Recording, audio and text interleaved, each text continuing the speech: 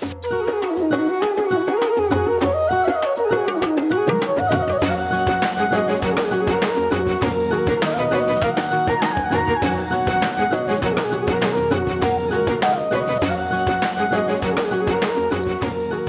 শুভেচ্ছা জানিয়ে মাছরাঙা দেশের সংবাদে স্বাগত জানাচ্ছি আমি সাবরিনা হাসনাত।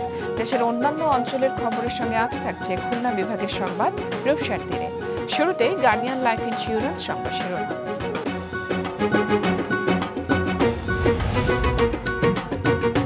মৌসুমের সর্বোচ্চ তাপমাত্রা চুয়াডাঙ্গায় 43 ডিগ্রি সেলসিয়াস। দেশে তাপপ্রবাহ অব্যাহত থাকবে আরও 2 দিন, ফের বন্ধ শিক্ষা প্রতিষ্ঠান।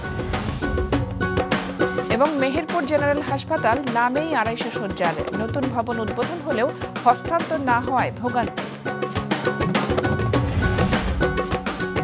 এত বড় দুর্যোগেও ওই বাড়িগুলি দাঁড়িয়ে আছে কোন শক্তিতে? সেজন্য প্রয়োজন উচ্চ শক্তির নির্মাণ সামগ্রীর ব্যবহার, যেমন জিপিএইচ কোয়ান্টাম P600DR, বাংলাদেশের উচ্চ শক্তি সম্পন্ন একমাত্র রড।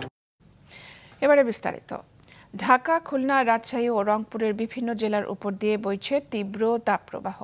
আজ মৌসুমের সর্বোচ্চ তাপমাত্রা রেকর্ড করা হয় চুয়াডাঙ্গায় 43 ডিগ্রি সেলসিয়াস। চলমান তাপপ্রবাহ আরও 2 দিন অব্যাহত থাকবে। এ সময় তাপমাত্রা আরও 1 থেকে 2 ডিগ্রি বাড়তে পারে বলে জানিয়েছে আবহাওয়া অধিদপ্তর। বাতাসে জলীয় বাষ্প বেশি থাকায় তাপের অনুভূতিও থাকবে বেশি। প্রায় 1 মাস জুড়ে চলা এই তাপপ্রবাহ গত 76 বছরের মধ্যে সর্বোচ্চ। 2রা মে থেকে 7ই মে পর্যন্ত সিলেট, চট্টগ্রাম ও ঢাকা বিভাগের পূর্বাঞ্চলে বৃষ্টি বা বজ্রসহ বৃষ্টিপাত হতে পারে। কোথাও কোথাও শিলাবৃষ্টির সম্ভাবনাও রয়েছে। তখন সারা দেশে 2 থেকে 6 ডিগ্রি পর্যন্ত কমে আসতে পারে তাপমাত্রা। তবে দেশের পশ্চিমাঞ্চলে মে মাস জুড়ে মৃদু থেকে মাঝারি তাপপ্রবাহ অব্যাহত থাকতে পারে বলছেন আবহাওয়াবিদরা। তাপপ্রবাহ 1 তারিখ পর্যন্ত, 1 মে পর্যন্ত অব্যাহত থাকবে। তারপরে 2 তারিখের পর থেকে বিশেষ করে সিলেট, ময়মনসিংহ, ঢাকার পূর্বাঞ্চল এবং চট্টগ্রাম বিভাগ এবং বরিশাল বিভাগের কোথাও কোথাও বৃষ্টিপাতের ঘনঘটা বৃদ্ধি পাবে। কুষ্টিয়া ও দিনাজপুর থেকে তাপপ্রবাহের সবশেষ খবর কিছুক্ষণ আগে জানিয়েছেন আমাদের প্রতিনিধি তাসিক সঞ্চয় এবং রেজাউল করিম রঞ্জু। কুষ্টিয়ায় খরা বা অনাবৃষ্টির সাথে সাথে সূর্যের যে তীব্র প্রখরতা তা কিন্তু বিপর্যস্ত জনজীবনকে অসহনীয় মাত্রায় নিয়ে যাচ্ছে। কৃষি খাতে ব্যাপক নেতিবাচক প্রভাব পড়তে দেখা গেছে। এছাড়াও গ্রাম পর্যায়ে বিভিন্ন টিউবওয়েল বা চাপকলে পানির স্তর নিচে নেমে যাওয়ায় পানি উঠছে না। গেল 15 দিন যাবৎ আবহাওয়া অফিসের সূত্র মতে জানা যাচ্ছে যে কুষ্টিয়ায় দিনের তাপমাত্রা 40 ডিগ্রি সেলসিয়াসের নিচে কখনোই নামেনি। গরমজনিত নানা প্রভাবে কিন্তু হাসপাতালগুলোতে রোগী ভর্তি হচ্ছে এবং শ্রমজীবী মানুষের যে কর্মঘণ্টা তা কিন্তু তারা কমিয়ে আনতে বাধ্য হচ্ছে। এখন তাদের পক্ষে 8 থেকে 10 ঘন্টা কাজ করা সম্ভব হচ্ছে না। অর্থাৎ কেউ 3 ঘন্টা বা কেউ 5 ঘন্টা কাজ করেই কিন্তু তাদের প্রতিদিনের দৈনন্দিন যে জীবিকা আহরণ সেটি শেষ করছে। সামগ্রিক অর্থনীতিতে কিন্তু নেতিবাচক একটা প্রভাবের সম্ভাবনা কুষ্টিয়াবাসী দেখছেন। এছাড়া যে 2টি খরস্রোতা নদী গড়াই এবং পদ্মা এবং গড়াই কিন্তু একদম শুষ্কতার মধ্যে রয়েছে, মৃতপ্রায় অবস্থায় রয়েছে, যা জলবায়ুতে ইতিবাচক প্রভাব কিন্তু একেবারেই রাখতে পারছে না। দিনাজপুরে বেড়েই চলেছে তাপপ্রবাহ, অতিষ্ঠ জনজীবন। আমরা লক্ষ্য করেছি যে দিনাজপুর শহরের রাস্তাঘাটগুলো সেভাবে আসলে মানুষ বিশেষ প্রয়োজন ছাড়া চলাচল করছেন না। আজকে আমরা আবহাওয়া অফিস সূত্রে জানতে পেরেছি যে তাপমাত্রা প্রায় 39 ডিগ্রির উপরে। তো এক্ষেত্রে আসলে প্রাণীকুল থেকে শুরু করে আসলে মানুষ বিপর্যয়ের মধ্যে পড়ে গেছে। এদিকে আবহাওয়া অফিস আরেকটি বিষয় আমাদেরকে জানিয়েছে যে সেটি হচ্ছে যে এখন পর্যন্ত বৃষ্টির কোনো আসলে সম্ভাবনা তারা দেখতেছেন না। আগামী মাসের প্রথম সপ্তাহের শেষের দিকে বৃষ্টি হতে পারবে বলে তিনি জানিয়েছেন। তো অপরদিকে এই বৃষ্টির জন্য আসলে আমাদের দিনাজপুরের বিভিন্ন অঞ্চলে এবং বিভিন্ন ঈদগাহ মাঠে এবং বিভিন্ন পাড়া মহল্লায় আসলে এই বৃষ্টির জন্য বিশেষ নামাজ এবং বিশেষ মোনাজাত হচ্ছে। আসলে তারপরও এখন পর্যন্ত দিনাজপুরে কিন্তু বৃষ্টি নামছে না। এদিকে তীব্র তাপপ্রবাহের কারণে বৃহস্পতিবার পর্যন্ত দেশের সকল প্রাথমিক ও মাধ্যমিক বিদ্যালয় এবং মাদ্রাসা বন্ধের নির্দেশ দিয়েছেন হাইকোর্ট। এর পরপরই প্রাথমিক এবং গণশিক্ষা মন্ত্রণালয় বৃহস্পতিবার পর্যন্ত প্রাথমিক বিদ্যালয় বন্ধ রাখার নির্দেশনা দেয়। এদিকে খুলনা এবং রাজশাহী বিভাগের সব জেলা, রংপুর বিভাগের কুড়িগ্রাম ও দিনাজপুর, ঢাকা বিভাগের ঢাকা, টাঙ্গাইল, নারায়ণগঞ্জ, গাজীপুর, মুন্সিগঞ্জ ও মানিকগঞ্জ এবং বরিশাল বিভাগের পটুয়াখালী জেলায় কাল শিক্ষা প্রতিষ্ঠান বন্ধ থাকবে বলে জানিয়েছে শিক্ষা মন্ত্রণালয়। এর আগে সকালে ক্লাস চলাকালীন পটুয়াখালীর কুয়াকাটা বঙ্গবন্ধু মাধ্যমিক বিদ্যালয়ে বিদ্যুৎ চলে যায়। এ সময় অসুস্থ হয়ে পড়ে ষষ্ঠ শ্রেণীর 2 শিক্ষার্থী। চুয়াডাঙ্গায় সকাল থেকে প্রাথমিক বিদ্যালয়গুলোতে চলে পাঠদান কার্যক্রম। এর আগে সরকারি নির্দেশে যশোর এবং চুয়াডাঙ্গা সহ 5 জেলার মাধ্যমিক স্কুল, কলেজ, মাদ্রাসা এবং কারিগরি শিক্ষা প্রতিষ্ঠান বন্ধ ছিল। খোলা ছিল প্রাথমিক স্কুলগুলো। এদিকে চলমান তাপপ্রবাহে দেশের বিভিন্ন জেলায় বেড়েই চলেছে শিশুদের ডায়রিয়া ও নিউমোনিয়া সহ নানা রোগ। গেল 24 ঘন্টায় 63 জন ডায়রিয়া এবং নিউমোনিয়া আক্রান্ত রোগী ভর্তি হয়েছেন ভোলা সদর জেনারেল হাসপাতালে। এতে হাসপাতালে ওই রোগে আক্রান্ত রোগীর সংখ্যা দাঁড়িয়েছে 872 জনে। তীব্র গরম আর ঘন ঘন লোডশেডিংয়ে হাসপাতালে দুর্ভোগ বেড়েছে রোগী ও স্বজনদের। প্রায় একই পরিস্থিতি ব্রাহ্মণবাড়িয়াতে। প্রতিদিন বাড়ছে রোগীর চাপ। জেনারেটর নষ্ট থাকায় বিপাকে রয়েছেন রোগীরা। গরমে ডায়রিয়া, জ্বর, সর্দি, কাশি, নিউমোনিয়া সহ হিট স্ট্রোক রোগীর সংখ্যা বাড়ছে দিনাজপুরে। তীব্র গরমে ঠাকুরগাঁও, গাজীপুর, চট্টগ্রাম ও নওগাঁয় দিনমজুর এবং পথচারীদের বিনামূল্যে সুপেয় পানি এবং বিভিন্ন খাবার বিতরণ করছে বিভিন্ন সংগঠন। Desk report. তীব্র গরমে দেশের অন্যান্য জেলার মতোই বিপর্যস্ত ঠাকুরগাঁওয়ের জনজীবন। তারপরও জীবিকার প্রয়োজনে বাইরে বের হতে হচ্ছে অনেককে। এ অবস্থায় সুস্থ থাকতে সবাইকে বেশি বেশি পানীয় পানের পরামর্শ দিচ্ছেন চিকিৎসকরা। তাপদাহের জন্য এক্সট্রিম এজ বা শিশু এবং বৃদ্ধরা বেশ কষ্ট পায়। তারা যেহেতু বলতে পারে না, তাদেরকে নিয়মিত সময় তরল খাবার বেশি বেশি খাওয়াতে হবে, পানি বেশি খাওয়াতে হবে। তাদের মধ্যে পানি শুষ্কতা বা ডিহাইড্রেশন যাতে না ডেভেলপ করে, এজন্য তরল খাবার ঘন ঘন খাওয়াতে হবে। বিষয়টি মাথায় রেখে দিনমজুর, রিকশাওয়ালা, অটোচালক সহ পথচারীদের মাঝে বিনামূল্যে বিস্কিট, শসা ও লেবুর শরবত বিতরণ করছে ব্যবসা প্রতিষ্ঠান চিটাগাং মেশিনারিজ ও ঠাকুরগাঁও কমিউনিটি হাসপাতাল। এই প্রচণ্ড রোদের মধ্যে মানুষকে ঠান্ডার এক গ্লাস শরবত খাওয়ানো, একটা শসা খাওয়ানো, একটা বিস্কিট খাওয়ানো, এটা একটা মহৎ উদ্যোগ, একটা ভালো কাজ। তীব্র গরম এবং তীব্র তাপদাহের কারণে আমরা কিছু পথচারী এবং অটোরিকশা চালক যারা আছে, দিনমজুর যারা আছে, খেটে খাওয়া মানুষ যারা আছে, তাদের মাধ্যমে আমরা ঠান্ডা পানি, শরবত আর কিছু শসা এবং বিতরণ করছি, বিস্কিট বিতরণ করতেছি। এটা অব্যাহত থাকবে। এমন উদ্যোগে সন্তুষ্ট পথচারীরা। শরবত এবং শসা, বিস্কিট আমাদেরকে খাওয়াচ্ছে। রোদের মধ্যে এই কাজটা করছে গরিবের জন্য, এটা আমরা খুব খুশি। এদিকে গাজীপুর শহরের শিববাড়ি মোড়ে বাংলাদেশ সেনাবাহিনী পরিচালিত আর্মি ফার্মা BMTF এর পক্ষ থেকে টেস্টি ট্যাং, স্যালাইন ও ইলেকট্রোলাইট ড্রিঙ্কস বিতরণ করা হচ্ছে। খুব ভালো লাগতেছে খাইয়া, খুব শরীরে ঠান্ডা লাগছে, গামটা শুকিয়ে যাচ্ছে। এই যে কাজ করছেন, খুব ভালো কাজ করছেন। বাংলাদেশ আর্মি এটার সাথে পার্টিসিপেট করতেছে, এটা এক্সপেক্ট করার মতন আর কি। প্রচণ্ড গরম, এই গরমের মধ্যে যদি অল্প একটু তৃষ্ণা মেটানো যায়, টেস্টি স্যালাইন এবং ইলেকট্রোলাইট ড্রিঙ্ক লোকজনদের মধ্যে আমরা ফ্রি খাওয়াচ্ছি। চট্টগ্রাম নগরীর 5 শতাধিক পথচারীর মাঝে বিতরণ করা হলো বিশুদ্ধ পানি ও খাওয়ার স্যালাইন।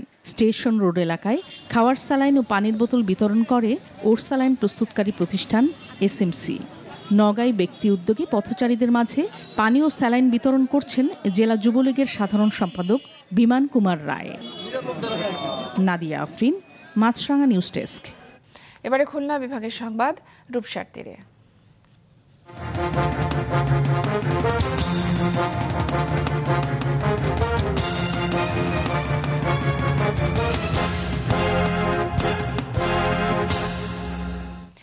মেহেরপুর জেনারেল হাসপাতালকে 250 শয্যায় উন্নীত করা হলেও বাস্তবে সেখানে চলছে পূর্বের 100 শয্যা ভিত্তিক সেবা কার্যক্রম। উদ্বোধনের 5 মাস পেরিয়ে গেলেও হস্তান্তর না হওয়ায় চালু হয়নি নতুন ভবনের কার্যক্রম।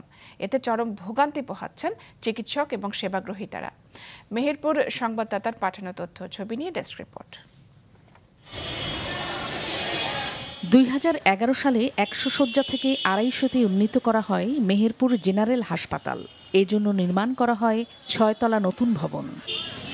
গেল বছর 12 নভেম্বর উদ্বোধন করা হয় সেটি। তবে 5 মাস পেরিয়ে গেলেও ভবন হস্তান্তর না হওয়ায় সেখানে স্থানান্তর করা যায়নি সেবা কার্যক্রম।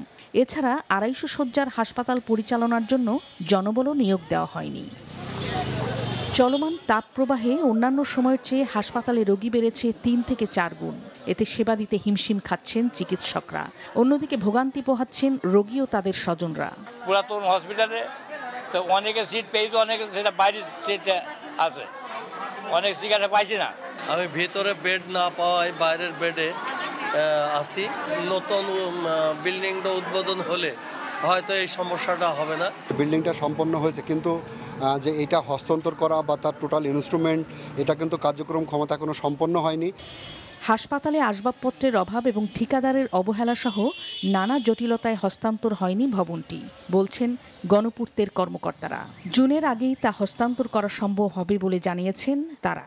মেডিকেল গ্যাস, এক্সটার্নাল ইলেকট্রিফিকেশন এবং লিফট, এগুলো যেহেতু পরে দরপত্র আহ্বান করা হয়েছে এবং কাজগুলো শেষ না হওয়াতে প্রথম 6 তলা আমরা করতে পারি নাই, কিন্তু 2023 জুনে আমরা এক্সটার্নাল ইলেকট্রিফিকেশন এবং ওই মেডিকেল গ্যাসের কাজ শেষ করছি এবং এই ডিসেম্বরের মধ্যে 2023 ডিসেম্বরের মধ্যে আমরা লিফটের কাজও শেষ করেছি।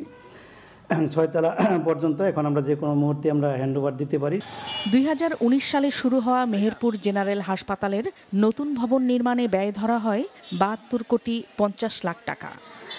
নাদিয়া আফরিন, মাছরাঙা নিউজ ডেস্ক। এবারে অন্য এলাকার খবর। খাদ্যের স্বয়ংসম্পূর্ণতা ধরে রাখতে 3 ফসলি এবং 2 ফসলি জমি অন্য কোনো খাতে ব্যবহার করা যাবে না বলে জানিয়েছেন ভূমিমন্ত্রী নারায়ণ চন্দ্র চন্দ। সকালে রংপুর সার্কিট হাউসে সাংবাদিকদের একথা বলেন তিনি। এ সময় তিনি আরও বলেন, কৃষি জমি নষ্ট না করে জনসংখ্যা অনুপাতে খাদ্যের নিশ্চয়তা নিশ্চিত করতে 1 ফসলি জমি অন্য কাজে ব্যবহার করা হলেও সরকারের অনুমতি নিতে হবে। মন্ত্রী বলেন, দখল হওয়া নদী, নালা, খালবিল, জলাশয় উদ্ধার সময় সাপেক্ষ এবং কঠিন ব্যাপার, তবে চেষ্টা চলছে। এ সময় উপস্থিত ছিলেন ভূমি সংস্কার বোর্ডের চেয়ারম্যান আব্দুস সবুর মণ্ডল, জেলা প্রশাসক মোহাম্মদ মোবাশ্বের হাসান, জেলা পুলিশ সুপার ফেরদৌস আলী চৌধুরী সহ প্রশাসনের কর্মকর্তারা। দীর্ঘ 22 বছর পর জয়পুরহাটে আলোচিত আব্দুর রহমান হত্যা মামলায় 19 জনের যাবজ্জীবন কারাদণ্ড দিয়েছেন আদালত। একই সঙ্গে তাদের প্রত্যেককে 50,000 টাকা করে জরিমানা, অনাদায়ে আরও 2 বছরের কারাদণ্ড দেওয়া হয়েছে। দুপুরে অতিরিক্ত দায়রা জজ 2 আদালতের বিচারক নুরুল ইসলাম এই রায় দেন। দণ্ডপ্রাপ্ত সকলের বাড়ি জয়পুরহাটের 5 বিবি উপজেলার হরেন্দা গ্রামে। এদের মধ্যে 2 জন পলাতক রয়েছেন। লক্ষ্মীপুরের চন্দ্রগঞ্জে ছাত্রলীগ নেতা সজীব হত্যা মামলার আসামি আনোয়ার হোসেন বা পাহাড়ি দুলালকে গ্রেফতার করেছে পুলিশ। এ সময় তার কাছ থেকে একটি দেশীয় অস্ত্র এবং 2 রাউন্ড কার্তুজ উদ্ধার করা হয়। গোপালগঞ্জে ইতালি প্রবাসী বাচ্চু শেখকে হত্যার মূল হোতা আমির হোসেন সহ জড়িত 3 জনকে শনাক্ত করেছে পিবিআই। পরে আমির হোসেনকে গ্রেফতার করা হয়। আদালতে তোলা হলে স্বীকারোক্তিমূলক জবানবন্দি দেয় সে। সীমান্ত হত্যা, নারী ও শিশু পাচার এবং মাদক চোরাচালান বন্ধে দিনাজপুরের হিলি সীমান্তে বিজিবি বিএসএফ এর ব্যাটালিয়ন অধিনায়ক পর্যায়ে বৈঠক অনুষ্ঠিত হয়েছে। সকাল 11টার দিকে ভারতের পতিরাম বিএসএফ ব্যাটালিয়ন অধিনায়ক কমল ভাগত সিং এর নেতৃত্বে 5 সদস্যের প্রতিনিধি দল সীমান্তের শূন্য রেখায় তাদের শুভেচ্ছা জানান জয়পুরহাট 20 বিজিবি ব্যাটালিয়ন অধিনায়ক লেফটেন্যান্ট কর্নেল তানজিলুর রহমান। পরে তারা বিজিবির হিলি আইসিপি চেকপোস্ট ক্যাম্পের গোল ঘরে বৈঠকে বসে। বৈঠকে 2 বাহিনীর মাঝে সৌহার্দ্যপূর্ণ সম্পর্ক বজায় থাকার পাশাপাশি সীমান্তে হত্যা, নারী ও শিশু পাচার এবং মাদক চোরাচালান বন্ধ সহ সীমান্তের নানা বিষয় নিয়ে আলোচনা হয়। নোয়াখালী ও গোপালগঞ্জে পানিতে ডুবে 4 জনের মৃত্যু হয়েছে। দুপুরে নোয়াখালীর কবিরহাট উপজেলার বাটইয়া ইউনিয়নে পুকুরের পানিতে ডুবে হামদাদ এবং হাসান নামে 2 ভাই মারা গেছে। হাসান স্থানীয় একটি কিন্ডারগার্টেনে নার্সারিতে এবং হামদাদ প্রাথমিক বিদ্যালয়ের 1ম শ্রেণীতে পড়ত। এদিকে গোপালগঞ্জের মকসুদপুরে পুকুরে গোসল করতে নেমে পানিতে ডুবে মামাতো ভাই এবং ফুফাতো 2 বোনের মৃত্যু হয়েছে। গতকাল বিকেলে মকসুদপুর উপজেলার দিগনগর ইউনিয়নের কানুরিয়া গ্রামে এই ঘটনা ঘটে।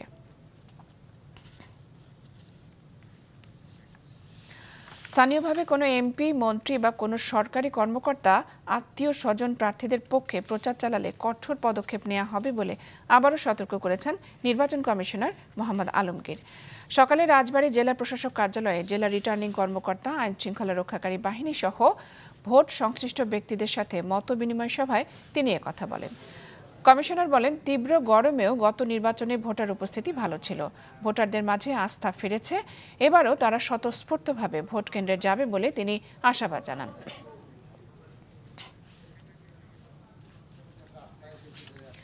ষষ্ঠ উপজেলা পরিষদ নির্বাচন 2024 উপলক্ষে চট্টগ্রামে অনুষ্ঠিত হয়েছে প্রার্থী ও আইন শৃঙ্খলা বাহিনীর সাথে নির্বাচন কমিশনের মতবিনিময় সভা।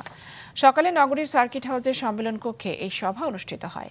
এতে প্রার্থীরা উপজেলা নির্বাচনে সরকারের এমপি, মন্ত্রী এবং দলীয় নেতাকর্মীদের হস্তক্ষেপ, প্রভাবশালীদের মাধ্যমে ভয়ভীতি প্রদর্শন এবং আইনশৃঙ্খলা বাহিনীর অসহযোগিতা সহ নানা অভিযোগ তুলে ধরেন। তবে এবারের উপজেলা নির্বাচনে হস্তক্ষেপের কোনো ঘটনা ঘটবে না বলে প্রার্থীদের আশ্বস্ত করেন নির্বাচন কর্মকর্তা এবং জেলা ম্যাজিস্ট্রেট। এ সময় তারা বলেন, নির্বাচনে যেই প্রভাব খাটানোর চেষ্টা করবে তার বিরুদ্ধে কঠোর ব্যবস্থা গ্রহণ করা হবে। প্রার্থীদের আচরণবিধি মেনে চলারও আহ্বান জানানো হয়।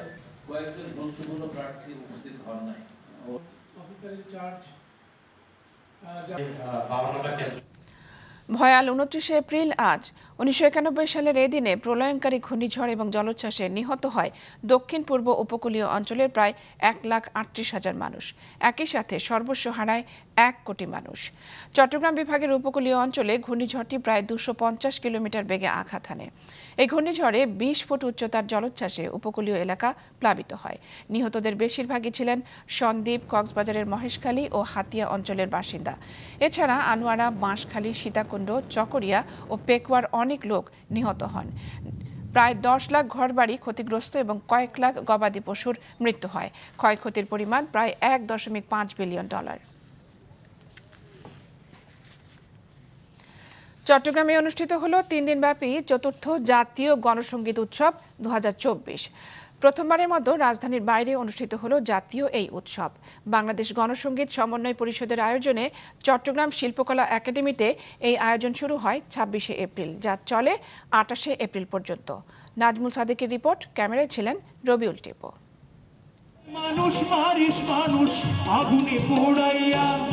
গানের কথায় ও সুরে গণসংগীত ঝংকার তোলে শরীরে, উদ্দীপ্ত করে হৃদয়, উজ্জীবিত করে প্রতিবাদী হতে।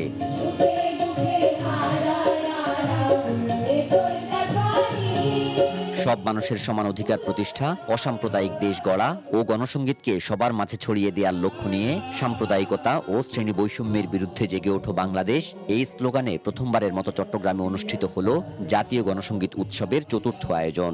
খুবই ভালো লাগছে, সবার সাথে দেখা হয়, মিলন মেলা একটা।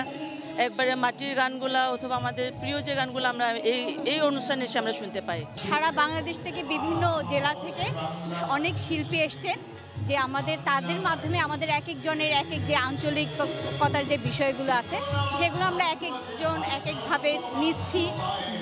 গণসংগীত শোনা মানে আমার গায়ের লোম খাড়া হয়ে যায়, প্রত্যেকটারই আমার গায়ে যে এখন বলতেছি আমার গায়ের লোম মানে শিহরণ জায়গায় আমার। শ্রোতা দর্শকদের চাওয়া গণসংগীতের এমন আয়োজন যেন আবারও হয় চট্টগ্রামে। খুলনা থেকে এসছে, ঢাকা থেকে এসছে, নোয়াখালী, তারপর বিভিন্ন জেলা থেকে এসছে, সম্ভবত 32টা দল এখানে অংশগ্রহণ করেছে। গণসংগীত, জনগণের সঙ্গীত চট্টগ্রামে হচ্ছে, খুব ভালোই লাগলো। তরুণদেরকে আপনার গণসংগীত না শোনালে আমরা উজ্জীবিত হওয়ার নতুন কোনো ধারণাই পেতে পারি না।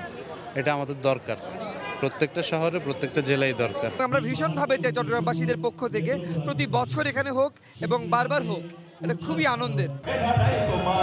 গণসংগীতে উজ্জীবিত প্রজন্ম অসাম্প্রদায়িক বাংলাদেশ গড়ে তুলবে এমন প্রত্যয় আয়োজকদের। এই ধরনের আয়োজনগুলো আমার তো মনে হয় যে নতুন প্রজন্মের জন্য অনেক বেশি উদ্দীপনা এনে দেবে, অনেক বেশি উৎসাহিত করবে।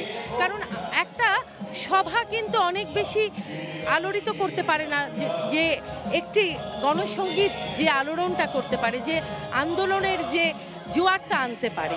3 দিন ধরে এই যে ব্যাপক একটা মানুষের অংশগ্রহণ সারা পড়েছে চট্টগ্রাম অঞ্চলে, এটি তো আমাদের চাওয়ার মধ্যে ছিল। এইভাবে যদি সারা দেশটাকে আমরা জাগিয়ে তুলতে পারি, তাহলে আমার মনে হয় আমাদের যে স্বপ্নের বাংলাদেশ, যে অসাম্প্রদায়িক শোষণমুক্ত সাম্যের বাংলাদেশের কথা আমরা বলি, সেই বাংলাদেশ প্রতিষ্ঠায় আমরা অনেক দূর এগিয়ে যেতে পারবো। 3 দিনের এই উৎসবে একক ও দলীয় গণসংগীত পরিবেশন করেন ঢাকা, সিলেট, পাবনা ও চট্টগ্রাম সহ সারা দেশের 6 শতাধিক শিল্পী। নাজমুল সাদেকি, মাছরাঙ্গা সংবাদ, চট্টগ্রাম। পঞ্চগড়ে ঘোড়া দিয়ে হাল চাষ করছেন এক চাষি। অন্যের জমি চাষাবাদের জন্য তৈরি করে তিনি নিচ্ছেন পারিশ্রমিক। এতে তিনি নিজে স্বাবলম্বী হচ্ছেন, উপকৃত হচ্ছেন জমির মালিকরা। পঞ্চগড় সংবাদদাতার পাঠানো তথ্য ছবি নিয়ে ডেস্ক রিপোর্ট। ঘোড়া দিয়ে হাল চাষ হয় শুনতে কেমন মনে হয়। যদিও আদিকাল থেকেই পশু দিয়ে চাষাবাদের প্রচলন বিদ্যমান, কিন্তু ঘোড়া দিয়ে হাল চাষ হয়তো অনেকেরই অজানা। প্রাচীনকালে রাজা বাদশাহরা এই পশুটিকে জৌলুসের বাহন হিসেবে ব্যবহার করলেও কৃষিকে যান্ত্রিকীকরণের এই যুগেও এমন হাল চাষের দৃশ্যে অনেকেই অবাক হয়েছেন। সুলেমান হোসেন নামে এই ব্যক্তির অনেক দিনের স্বপ্ন ছিল ব্যতিক্রম পেশায় লাভবান হওয়ার। এজন্য বারবার বদলেছেন পেশা। অবশেষে বেছে নিলেন গরুর বদলে ঘোড়া দিয়ে হাল চাষ। এতে তিনি হয়েছেন স্বাবলম্বী, উপকৃত হচ্ছেন কৃষকরা। পঞ্চগড়ের মারেরা বামুনহাট ইউনিয়নের সুলেমান হোসেন এখন ঘোড়া দিয়ে হাল চাষ করে এলাকায় পরিচিতি লাভ করেছেন। অনেকে তার ঘোড়া দিয়ে জমি চাষাবাদের জন্য তৈরি করেন। এলাকাবাসী জানান, রবি ফসলের মৌসুমে কলের হাল যে জমিতে নেওয়া যায় না, নিলেও মানুষের ফসল নষ্ট হয়। এতে প্রতিবেশীদের মধ্যে বিরোধ সৃষ্টি হয়, আর ঘোড়ার হালে এমনটি হয় না। মানে এক জোড়া গরুর দাম বর্তমানে 1 লাখ, এই ঘোড়া নিচে আমি 2টা 22,000, 2টা ঘোড়া 22,000, তাহলে টাকাটা আমার অনেক কম না? এগুলো যত্ন কম, বান্ধে যেটা চোর ডাকাত নেয় না, কিছু নেয় না, গরু তো চোরে ধরে পালায়। প্রতিদিন 1500, 1800, 2000, 2400 পর্যন্ত হয়। ঘোড়াতে গাড়ি পাইছি, গাড়ি ভাই ঘোড়ার গাড়ি দিয়ে বিয়া বাড়ি ভাড়া গেছি, পয়লা বৈশাখে যাই, ওই যে রেলিগুলা করে পঞ্চগড়ে, ওখানে ডাকে যাই। ঘোড়া লালন পালনে নেই বাড়তি পরিশ্রম। সারা রাত রাস্তায় ঘাস খেয়ে সকালে ফিরে আসে বাড়িতে, করে না ফসলের ক্ষতি। ঘোড়ার হাল ভালো, এই ঘোড়ার হাল দিয়ে হাল মারি, হাল মারা খুব ভালো হয়, 600 টাকা বিঘা। এখন তো বাদাম গাড়ার সিজন, এখন তো সময় চলে যাইতেছে, এই জন্য আমরা ঘোড়ার হাল দিয়ে বাইতেছি, কোনো তেল খরচ হয় না, এটাই আমাদের জন্য সুবিধা। যে কোনো সময় ডাকলে আমরা পাই, এটাই আর কি সুবিধা আমাদের জন্য আর কি। অল্প স্বল্প জমি হালও বওয়া যায় আর কি, এইটাই সুবিধা। ঘোড়া হাল যদি না থাকিলে তো জমিটা থাকিলে প্রতিদিন করে পড়ে থাকিলে ঘোড়া হালটা বিশাল বিশাল উপকার আছে। মানে গরু হাল তো আলাপ হয় না, গাও গরু হাল নাই, এই ঘোড়া হালটা হয় আমার এই এলাকাত বিশাল উপকারী। ঘোড়া হাল এটি আমার এটাই নাই আর। সকাল বিকাল মনে করেন যে হাল বাই মনে করেন 2-4 হাজার টাকা কামাই হয়, ইনকাম মনে করেন আমার ঘোড়া দিয়ে হাল বাইতে অনেক উপকার। ঘোড়াকে মানুষের মতোই দাফন করা হয় এই অঞ্চলে, যদিও এর সঠিক কোনো ব্যাখ্যা নেই কারো কাছে। শক্তিশালী এই প্রাণীটির ঐতিহ্য অনেক পুরাতন। এক সময়ের রাজকীয় এই বাহন দিয়ে হাল চাষ করাকে নিয়ে নানা প্রতিক্রিয়া করছেন পশুপ্রেমীরা। আবার কেউ কেউ সাধারণভাবে দেখছেন ঘোড়া দিয়ে হাল চাষ করাকে। মুজাহিদ সাকিব, মাছরাঙ্গা নিউজ ডেস্ক। মাছরাঙ্গা দেশের সংবাদ শেষ করার আগে গার্ডিয়ান লাইফ ইন্স্যুরেন্স সংবাদ শিরোনামগুলো জানিয়ে দিচ্ছি আরও একবার।